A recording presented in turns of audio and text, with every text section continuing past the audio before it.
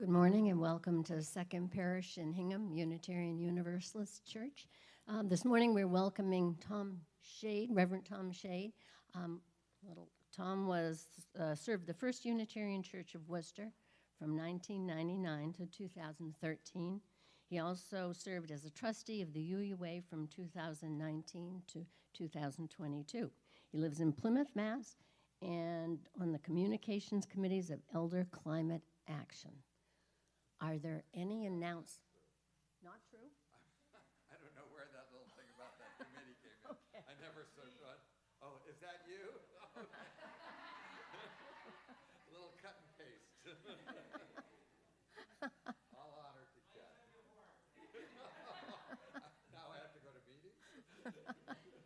Just one more thing. Are there any announcements? Jane.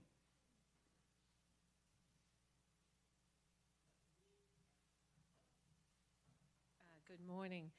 I'm here to talk about the opening night reception for the art show, right? And so we're expecting 75 to 100 people. So we have put a sign-up sheet on the credenza. Opening night reception expenses are not covered in the church budget. The committee will be providing some of the food items for the evening, but we are asking people if they could help us out by signing up to bring food donations or donating money to help cover expenses. I have a Venmo account, and checks and cash are welcome. There's a sign-up sheet out on the credenza. Please think about how you can help us make the evening a huge success. We are also looking for a few people to help us with cleanup when the show closes at 8. Think of it as an after-the-party party. Thanks. Are there any other announcements? Julie?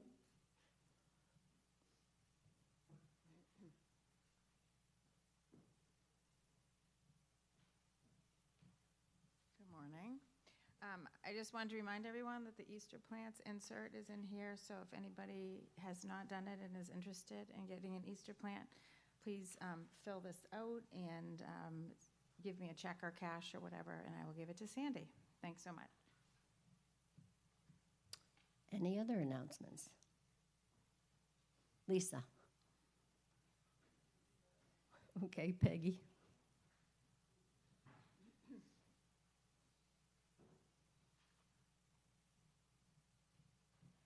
Good morning. I have two announcements.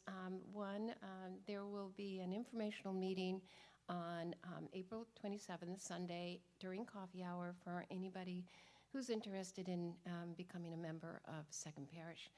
Reverend Steph will be there to explain Unitarian Universalism and just answer your questions about Second Parish. So I hope to see you there. And my second announcement is that we have posters to advertise the art show. They're grouped by different places in Weymouth, Norwell, Hull, Cohasset, downtown Hingham. You can see that by the slip that's attached. If you could take a group and hold off this week, don't circulate them this week, next week, and place them in the places. Bring some Scotch tape in case they need you to put them up. And if the place doesn't want a poster, they might take the postcards.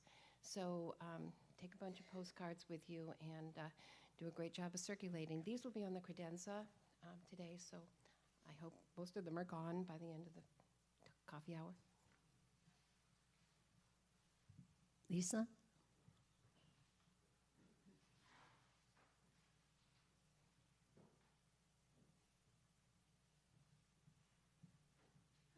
Art show again.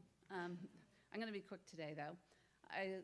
Just to add on to what Peggy said, there are extra flyers. So if you wanted to take a bunch and they aren't on any of Peggy's list that we've already predetermined, but you maybe live in someplace else that we haven't targeted, feel free to take some flyers and then just make a list for us so that we know where you put them, and then next year we can add them to our list. The other thing I wanted to point out is in your order of service, there is a patron letter that, if it hasn't gone out in your email already, it should. This is just another way that we help defray costs. For example, the printing of those flyers is expensive, and the printing of the postcards, and our sign that goes out on the street, and just other costs that are associated with running the art show. So if you can become a patron, you get your name in the program. We have a list of patrons, so it's also just a great way to show our guests what our community looks like. We're all, most of us will be members, but also you will get free tickets to our Hull Firefly event for either 2 people or 4 people, depending on whether you sign up as an individual or a family. So that's a $20 value or $10 value. And then you'll also get some free raffle tickets if you're a patron. So just trying to encourage you to do that.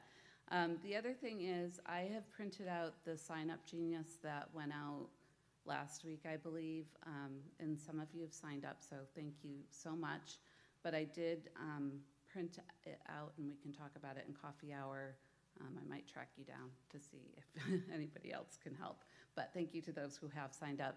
And then this week, you will be receiving the sign up in the mail. That one is for hosting the art show. So that's, once the art show is up and running, we have 2-hour shifts throughout the day that we need people to come and help when people visit the art show and they're coming to check out or have questions. So thank you. Are there any more announcements? Okay, let our service begin.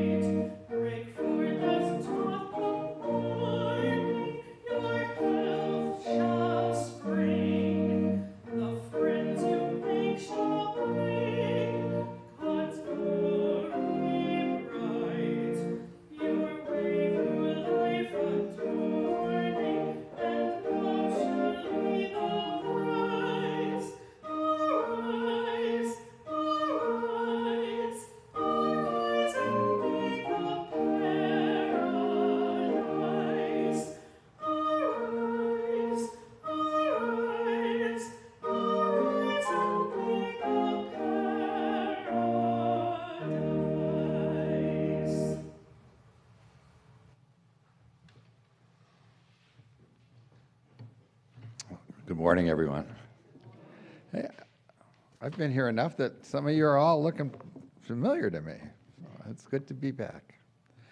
I have chosen for our opening words today some words by my colleague Daniel Cantor.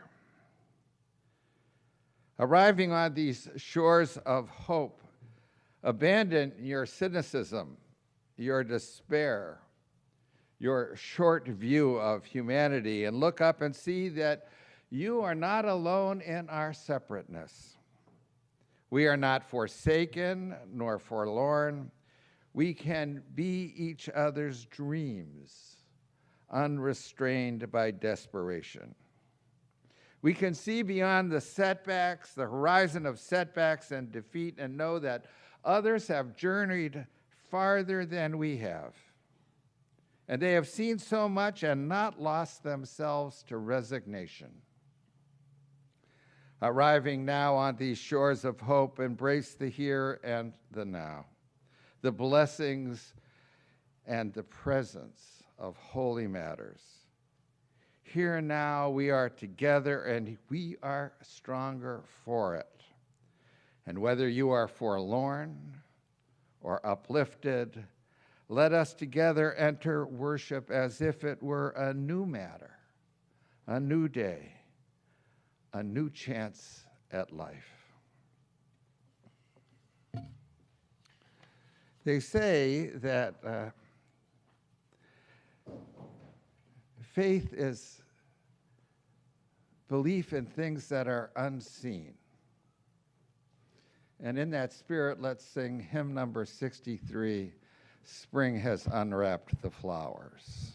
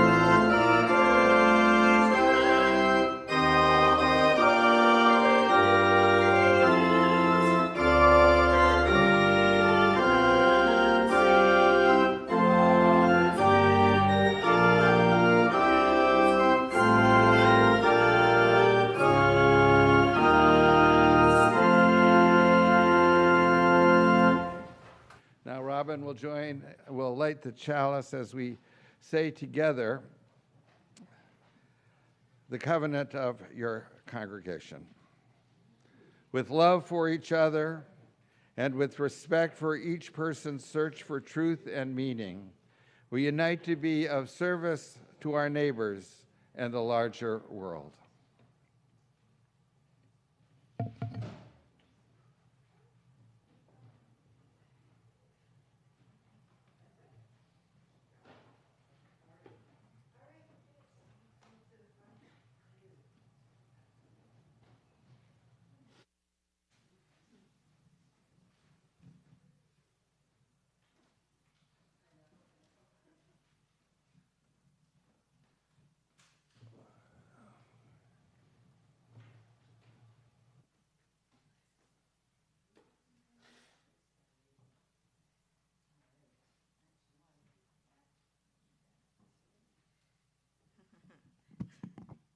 Good morning, everybody.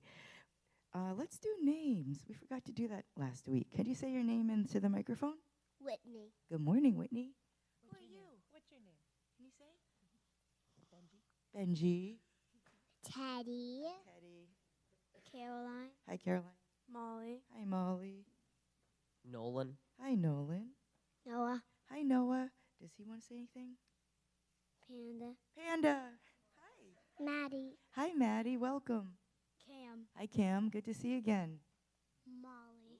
Hi, Molly. Do that one more time. Molly. There we go. I didn't hold the microphone right. So last week, we started talking about a new theme. We were talking about trust, trusting ourselves. Remember, we read The Little Engine That Could, and we were, I think I can, I think I can, I think I can. Well, this week, we're going to talk about trusting others. That's our theme. We're going to read a story upstairs, but I have another a little passage I want to share with you called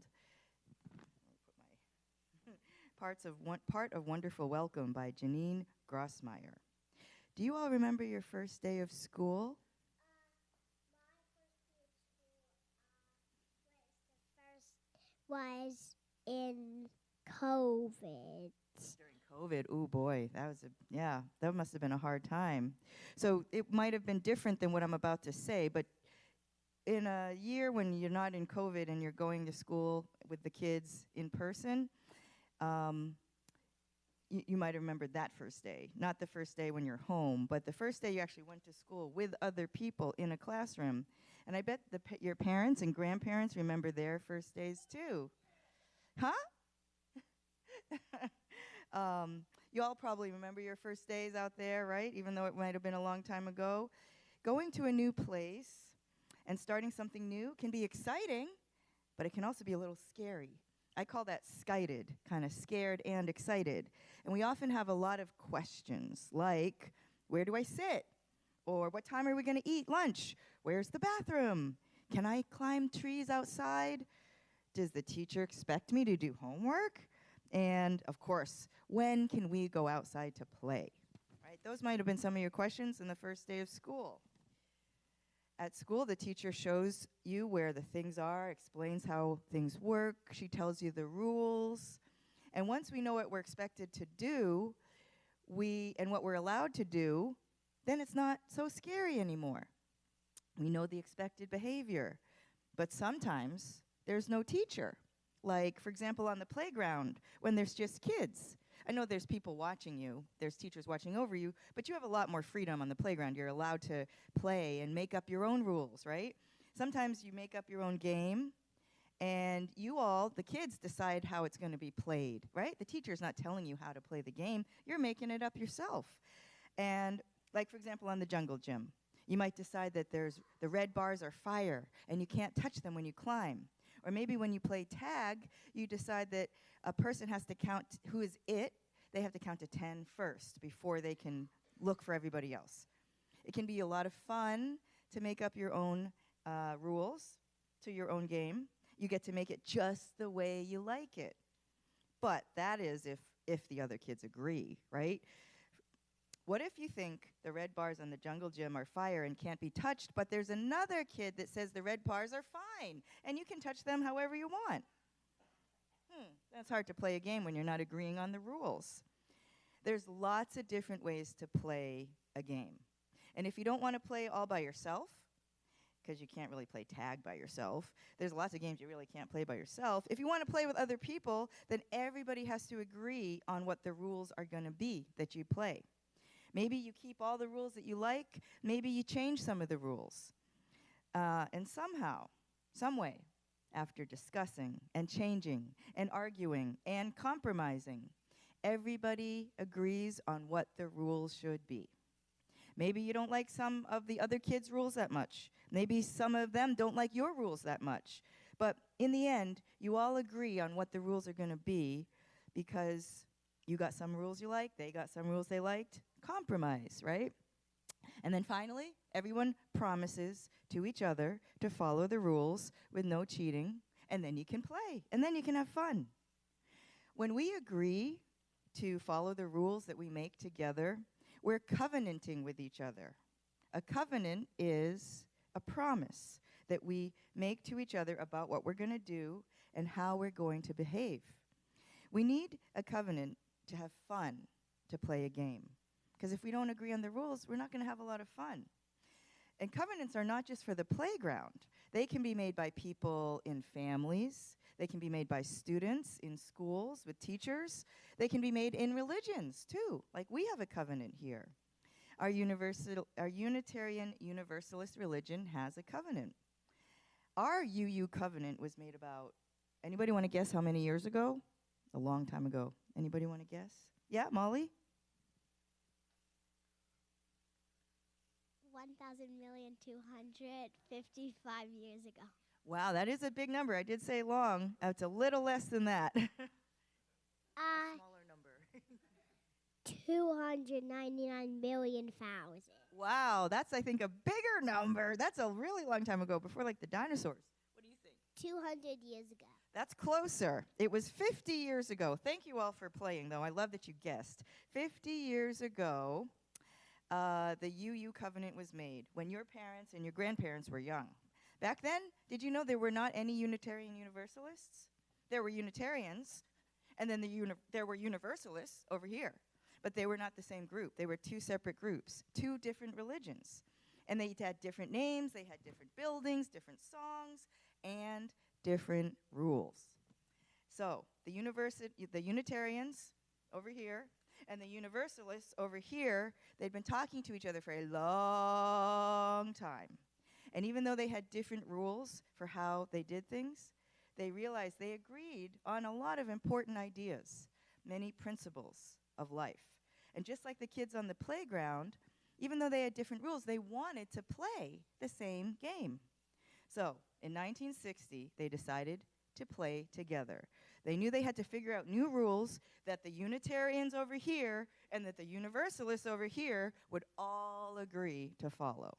It took them almost a whole year of talking and discussing and changing and arguing and compromising. But finally, they agreed on 6 principles, 6 rules that they could all agree to follow. It's true that one person might not have liked other person's ideas, and another person might not have liked their ideas, but they all agreed in the end to follow them. They all agreed. That's the covenant. Because they knew they both got a lot of the rules they wanted. And then they got to play together. They compromised, they covenanted, and they decided to play the same game. And the 6 rules are, they actually added one more, so there's really 7 rules, 7 principles. Each person's important, number 1. Number 2, be kind in all you do. Number 3, we are free to learn together. Number 4, we search for what is true. Number 5, all people need a voice. Number 6, build a fair and peaceful world. And number 7, we care for Earth's lifeboat. So, thank you all for listening. I know this was a longer time for all ages than regular, but this was important because when we promise to each other to follow the rules that we make, we're covenanting with each other. And just like the kids on the playground playing tag, just like the Universalists and the Unitarians did, and they came together to make Unitarian Universalism 50 years ago, we are all doing that now. And Teddy, do you want to add one final comment before we go upstairs?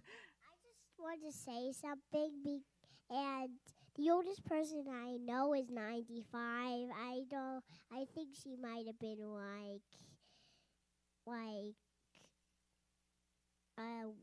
like a grown-up when that happened. Oh, you were saying, because I said they were all young, so she was still an adult when they came together.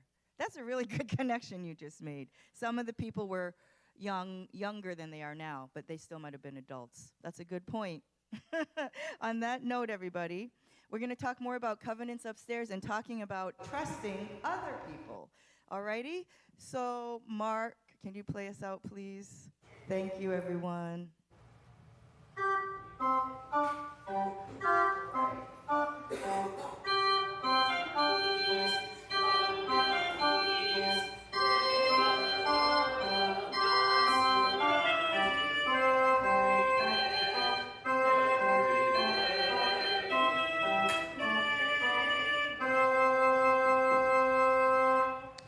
During this solo, you're invited to write your joys and sorrows on a card that's in your pew, and the usher will collect it.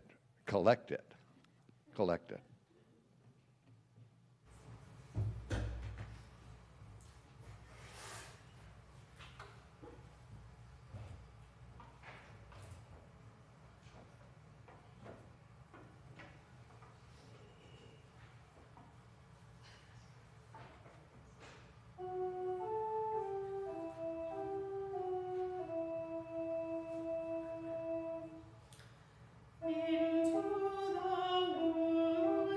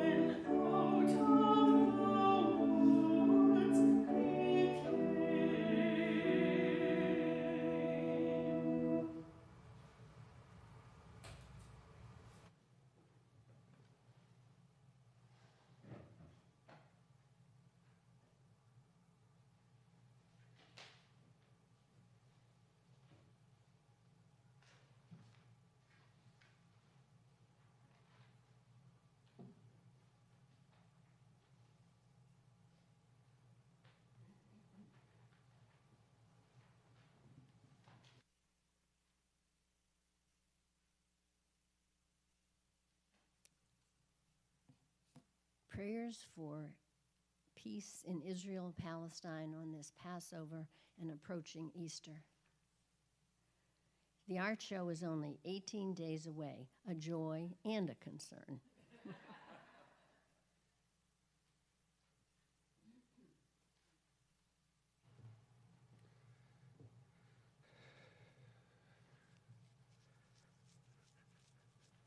I'm just doing a little rearranging here. We're going to skip the responsive reading, okay?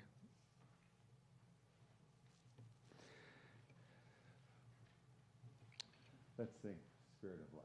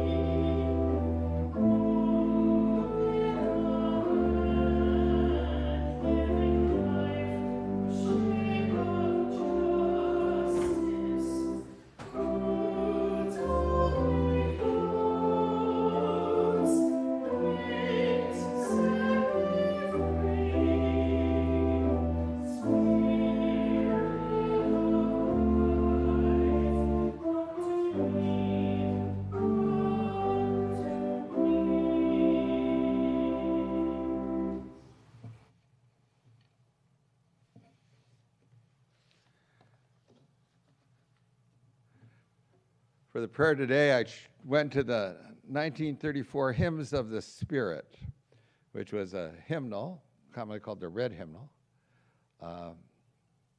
that was used by both the Unitarians and the Universalists back in 1934. So even before we merged and made our agreement and covenant that Lee talked about, we were singing out of the same hymn book. And of course, I've had to fix this up a little bit, you know. Oh God, we pray for this, that this nation of our love and pride. We rejoice in her spacious beauty and her busy ways of commerce and her stores and factories and offices where hand meets hand in work, and in her homes where heart meets heart for rest and love. Help us make our nation the common workshop of our people, where everyone can find their place and work keen to do their best with hand and mind. Bind our people together by the glow of neighborly goodwill, by the thrill of common joys, and the pride of common possessions. May we ever remember that our nation's true wealth and greatness consists not in the abundance of things, but in the justice of our institutions and in the common love of her people. And now, let us enter into a period of silence.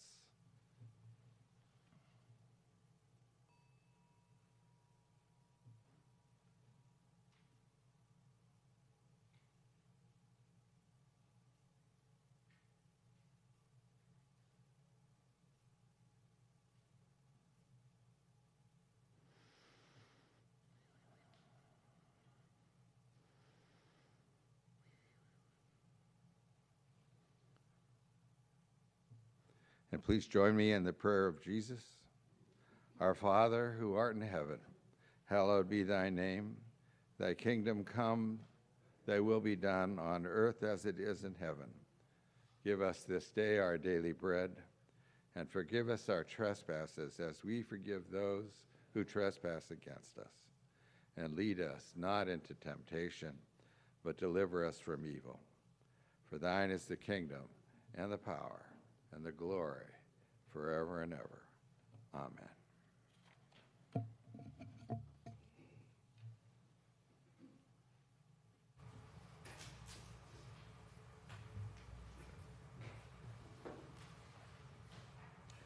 And now for the work of the church, the morning offering will be gratefully received.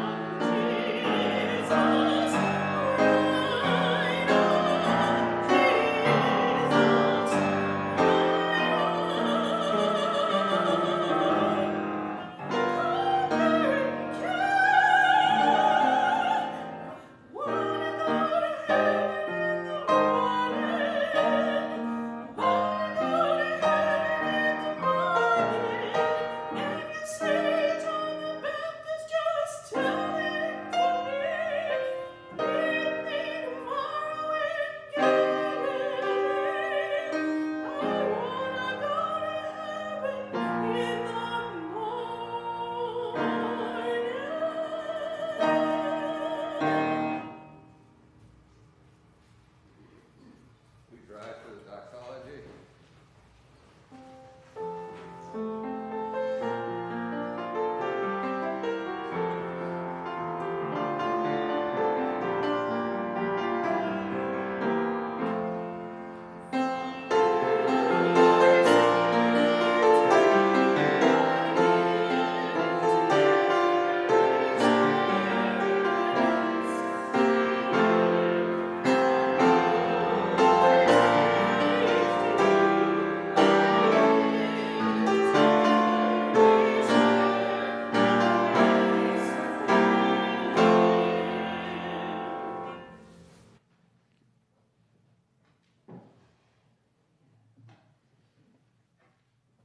Is that the Macarena version of the? Now, the only part of spring that has come so far is my allergies. So bear with me if I have to stop. And I have a reading first.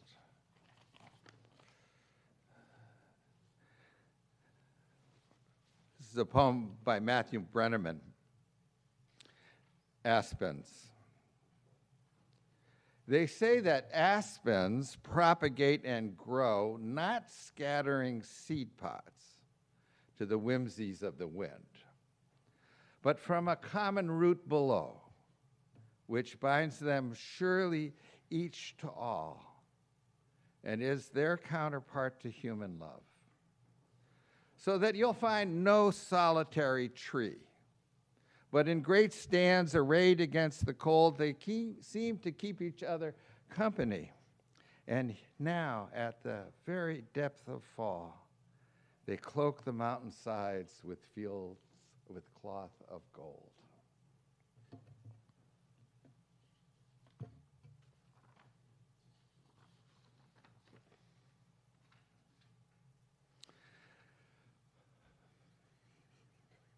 My spouse, Sue, and I spent some weeks this winter in Florida. I'm probably not the only one who may have done that. We stay with friends in New Smyrna Beach, which is on the Atlantic side, a little south of Daytona Beach. And one Sunday there, I decided to go to church.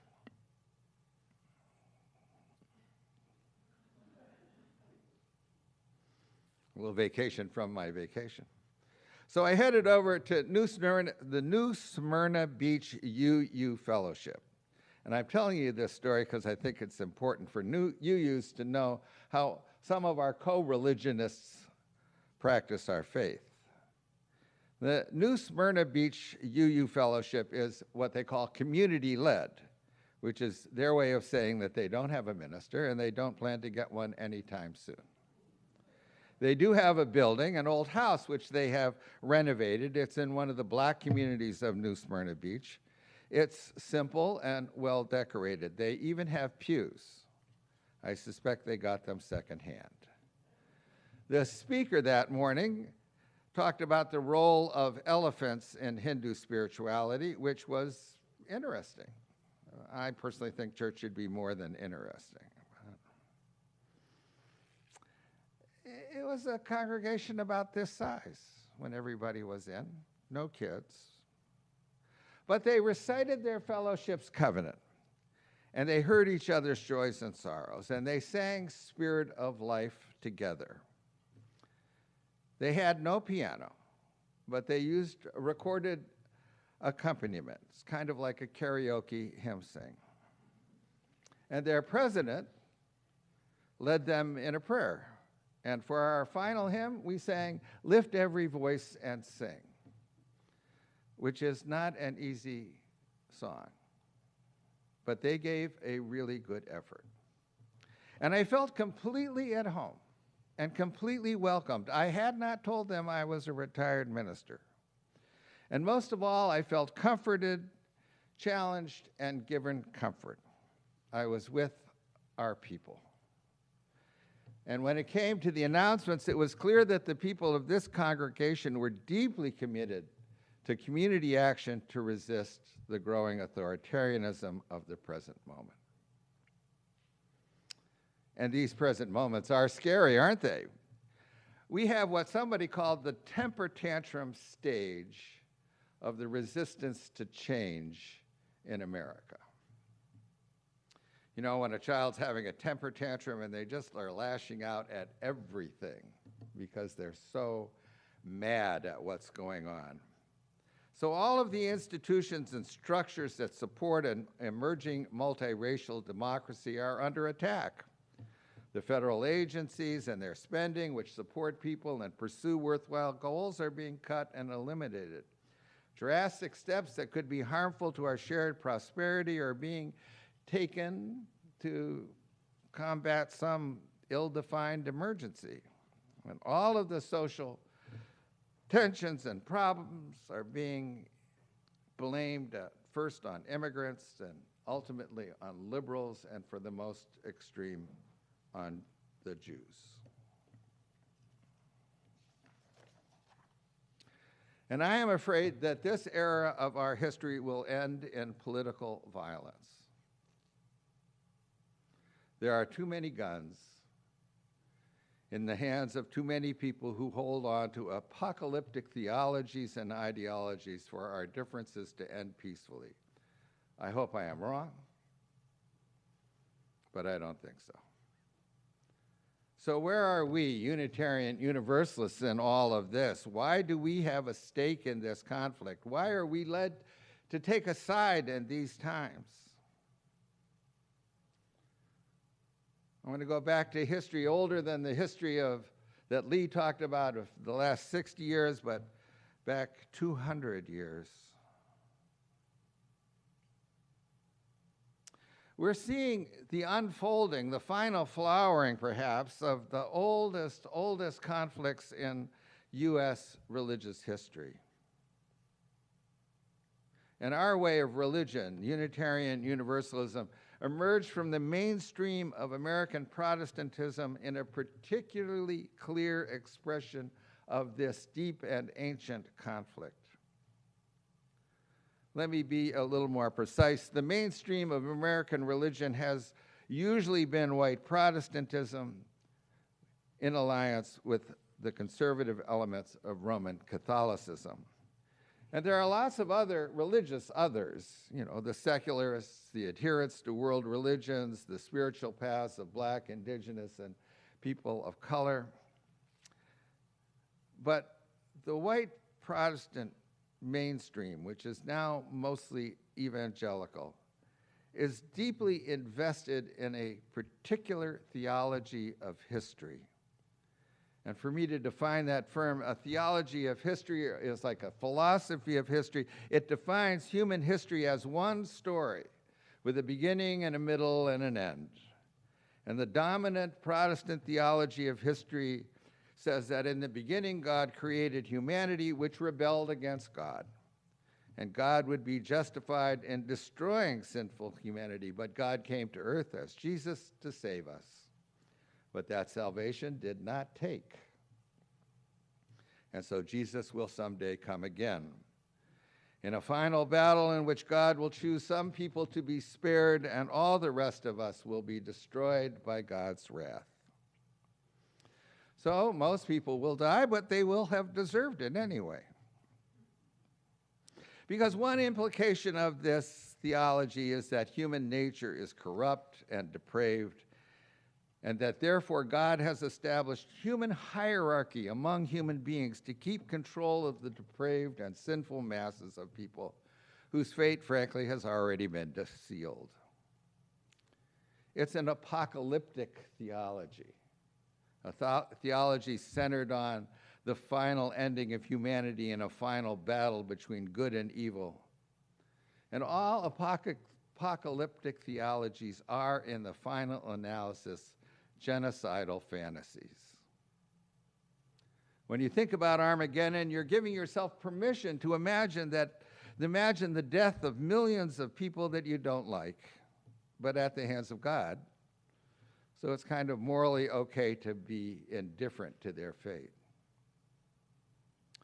That was the mainstream of Protestant theology when this country, when these colonies were founded up through the Revolution.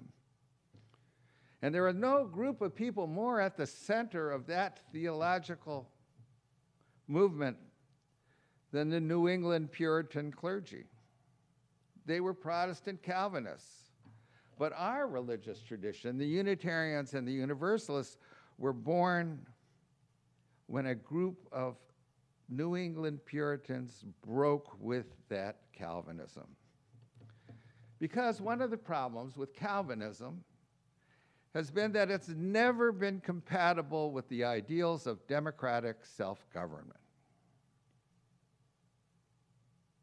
After all, if you think all of humanity is depraved and corrupt, why would you let them run anything?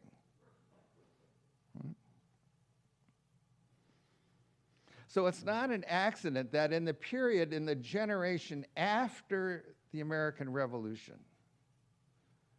when people were wondering whether they had lost the virtues and vigors of the revolutionary generation, in the 1820s, 1830s, a group of these Protestant Puritan clergy here in New England developed a different theory, a theory that supported the ideals of democratic self-government. And we were part of that historic religious development that is still a conflict, still going on. The liberals said that humanity was not depraved, but unfinished, still under development. And humanity improves itself through self-cultivation, through the growth of knowledge, through a process of rigorous self-examination and reform. So then here are two competing visions of the social and political order. One is that the government exists to discipline and control the unruly, depraved, and sinful masses while protecting those virtuous who are saved. It is the iron hand for the sinful and freedom for the saved. And the other vision is that democratic self-government is possible, and that has come to mean universal recognition everyone is important. Universal participation, everyone has a voice. And universal opportunities for development. Two worldviews, a religiously based conflict that has been unfolding in American history for over 200 years. And on the one side, hierarchy and a vision of human depravity, and the other side, the side we are, heirs of, a vision of human capability and democratic self-government. A religious conflict that's expressed as a conflict between authoritarianism and democracy. And this religious conflict, deep in the roots of this nation, is now expressed in rhetorical gestures. Rhetorical gestures, ways of framing reality that are premised either on the depravity of humankind or the possibility of human development. Now, nobody in our culture anymore, except a tiny sliver of kind of weird nudes, actually argues about theology anymore. But the ways that we talk about our common life are derived from disputed theological presumptions. Andre Malraux once commented that the signature gesture of the religious and cultural right is to demonize. After all, if humanity is depraved and innately sinful, then it follows that there are many people in this world who are demonic, i.e., they have wholly evil motives. Some people do evil not because they're mistaken, not because they've had a difficult childhood, not because they're deprived in some way. They just do evil because they are evil. And in some ways, that's all of us. People who are demonic must be named and shamed. Now, to be clear, I'm not saying people on the right are demons. I'm saying they look for demons as a way to explain social and political problems. They especially see those who question hierarchy, which they see as being ordained by God, as having evil motives. Malraux said that the signature gesture of the left, including the religious left, is to humanize. Demonization versus humanization. What's the difference? Consider undocumented immigrants. The leader of the right calls them rapists and murderers and criminals and an invading army. They are coming to steal our jobs, our social benefits, to eat our pets, to steal our status as Americans. They demonize the immigrant, assuming that their motivations are evil. The left remembers immigrants with or without papers as mostly poor, vulnerable human beings who are looking for a chance to improve their lives and the lives of their families. We remember their humanity. We humanize them. Or consider people who are transgender. Do they have an evil intent? Do you think they're going through all of that? All of that, which is a huge process and difficult and painful. Do you think they're going through all of that because they want to sneak into bathrooms? Or get an unfair advantage in an athletic competition? Or maybe they're just human beings seeking authentic self-expression. Our roots as a religious movement are in a theological revolt against political and social hierarchy. We are a religious movement, one of the very first in Christian history, 2,000 years of Christian history, and we are among the very first to actually have a theology that supports the ideals of democratic self-government. So we have not just now taken a side in the struggle between democracy and authoritarianism. This is not some new thing. We have always been on the side of democracy, if not in practice, at least in the ideal. Those commitments are our roots, the roots that hold us close. And today, there's millions of people, our friends and neighbors and family members, who are also committed to the ideals of democratic self-government. They may have never read our 7 principles, but they want to affirm the worth and dignity of every person. They want human relationships of justice, equity, and compassion. They want to be on the side of love. They want to lead with love. And they may not know anything about Unitarian Universalism, and they may have their own faith tradition or be uninterested in all things religious. But many millions of people share our values, our ways of looking at the human potential. But millions of those same people feel alone, frightened, and discouraged right now. They are seeing what is going on, and it scares them. So my question to you, my challenge to you, is how can this congregation serve those people? The ones who share our values but have no real human connection with others like themselves. I mean, you can belong to a political organization, and to them, mostly you're a small online donor. And nobody from Move On is going to visit your mother in the hospital.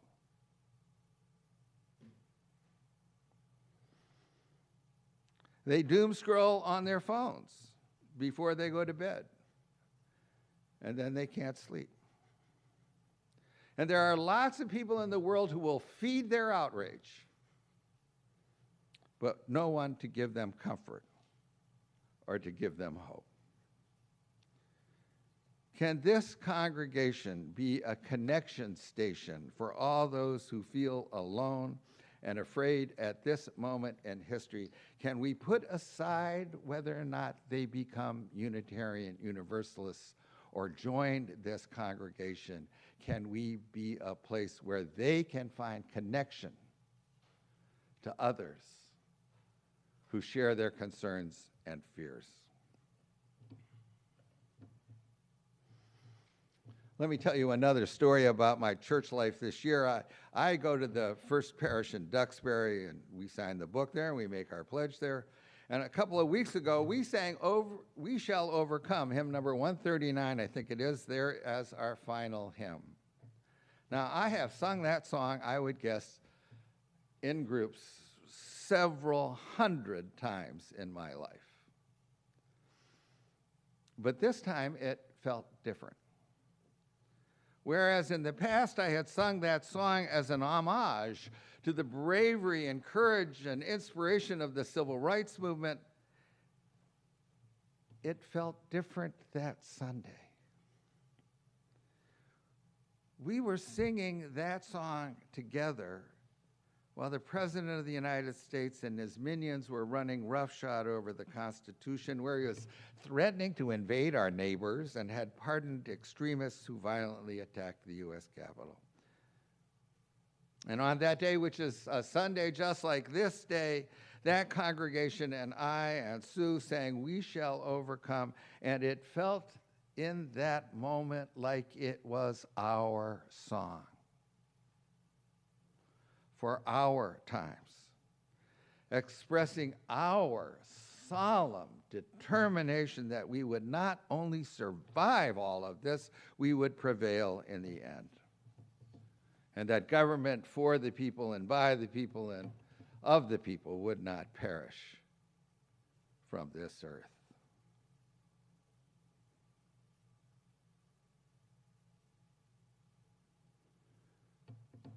Can we share that experience, that moment of courage and hope and determination with all of the people who desperately, desperately need that right now.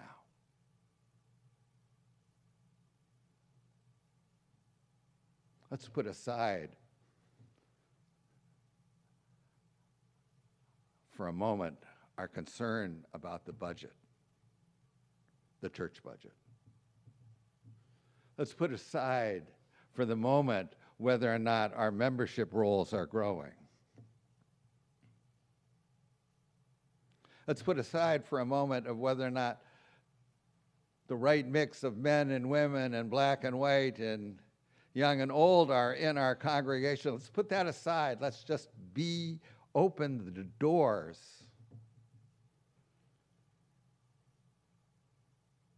and share our faith.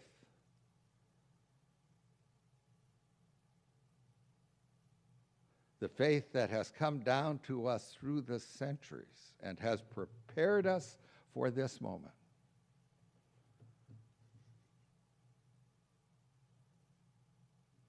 Share those near and far who are desperately looking for it. We shall overcome. A different song, but in the same spirit, let's sing hymn number 170. We are, what are we? We are gentle, angry people.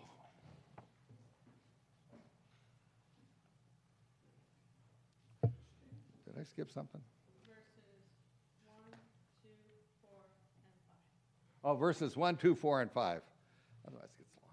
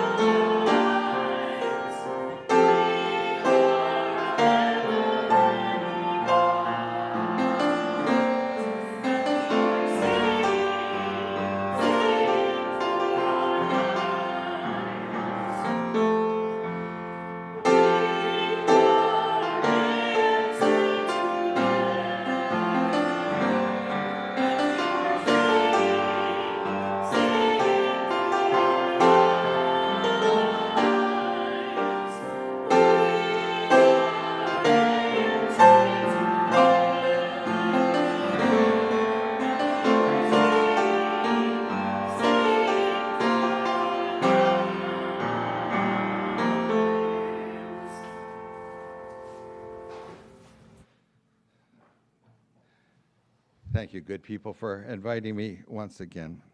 And once again, as I have every time that I've been here, I have reminded you that there are powers at work in the universe greater than made by human hands, made by all of us together, and that is a creative, sustaining, and transforming power. And it's at work in the world, and we are part of it. And you can trust that power with your life, with your effort, with your love. It will stand with you whenever you stand up for justice. That power will be with you whenever you reach out to the lonely and friendless. That power will be with you whenever you make a gesture of humanization, where you remember that person over there is like us. It will be with you. So trust in that power and go in peace. The service is over, but the service just begins. Amen.